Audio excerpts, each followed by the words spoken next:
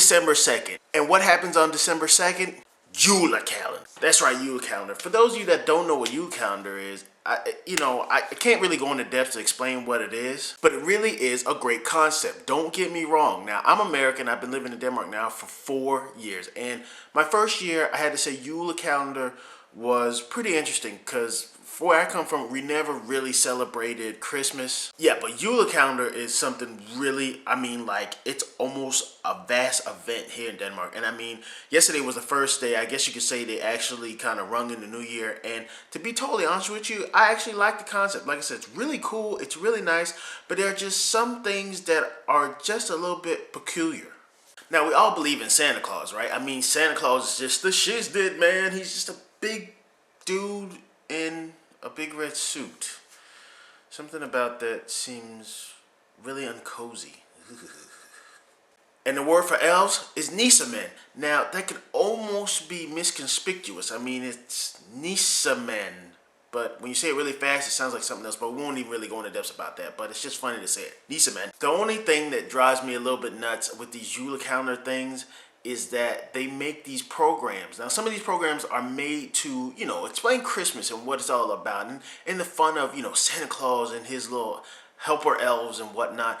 But some of these stories go just a little bit off depth. Take, for example, this year's story. Now, my wife, granted, she's grown up, and I do understand she likes these sort of things. This is like general Great Danish, culture shock stuff for her. And it's really cool, don't get me wrong. But the story of how the Nisamen from Greenland, for those of you that don't know, look it up.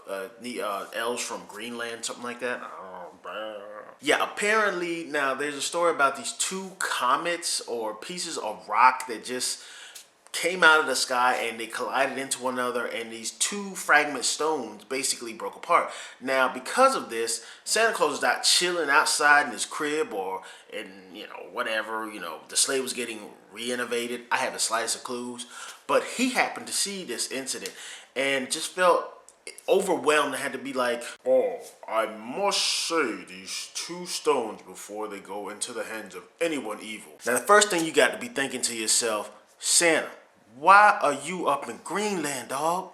Really? Ain't you supposed to be up at, North or South Pole? I don't know, maybe Antarctica or something like that, chilling where it's really cool like that? What, you personally on vacation? Let me know, because I need to know, because, hey, I could personally use the time off right now. I'm getting work like a slave. And just who the heck in Greenland is evil enough to even find these stones?